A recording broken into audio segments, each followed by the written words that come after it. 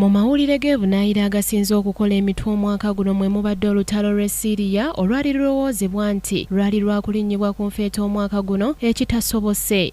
Kino kiddiridde okulwanagana okweyongera buli olukya wakati wa gavumenti eya President Bashir al-Assad n'abayeekera n'okusingira ddala mu kibuga Aleppo. Enteekateeka ez'enjawulo zizze zikolebwa ebitongole eby'enjawulo omuli ekibiina ky'amawanga amagatte n'ebyobwannakyewa okusala entotto gavumenti n'abayeekera batuule ku mmeeza emu bakkaanye bakomye ekinyolankoto kino ekyatandika mu Maaci w'omwaka 2011 ng'ennaku z'omwezi 15 nga kati kyakamala emyaka 5.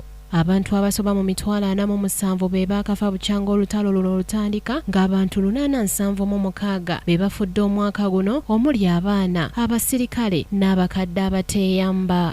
Mu malala mwemubadde okugibwamu obwesige kw'abapulezidenti ababiri nga bano bakyala omuli ow'eggwanga lya Brazil Dilma Rouseff mu Agusto ng'ennaku z'omwezi 31 ng'ono okugibwamu obwesige kyaddirira okutyoboola woofiisi ye bwe yagezaako okujingirira embalirira ya gavumenti n'okuttatta n'emisolo egyandikulaakulanyizza eggwanga lino wadde nga byonna yabyegaana.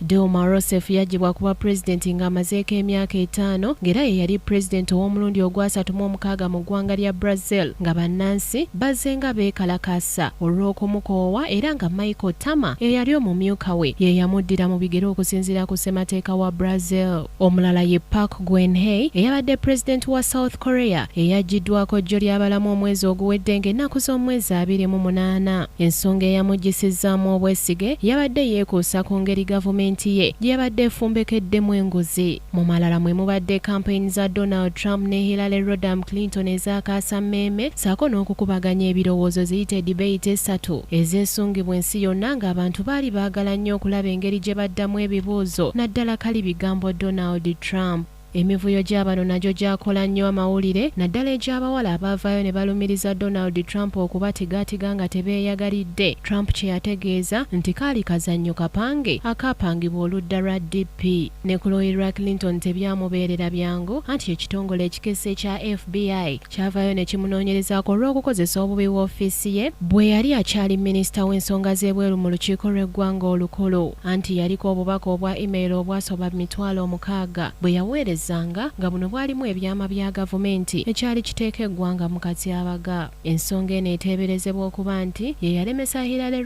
Clinton okuli obwa pulezidenti mu kalulu akaakaggwa. Obuwanguzi bwa Trump mu kalulu k'omwaka guno omusajja ateenyigirangako mu byabufuzi nakyo kyewuunyisa bangi anti abasinga baali balowooleza mu Clinton olw'enkizo ennene gy'alina mu byobufuzi nga n'akalulu bwe kazzeemu okubalibwa gye buvuddeko mu masaza ag'enjawulo era Donald Trump ye yawangula. Samali Kisache, KTV, amalindirire.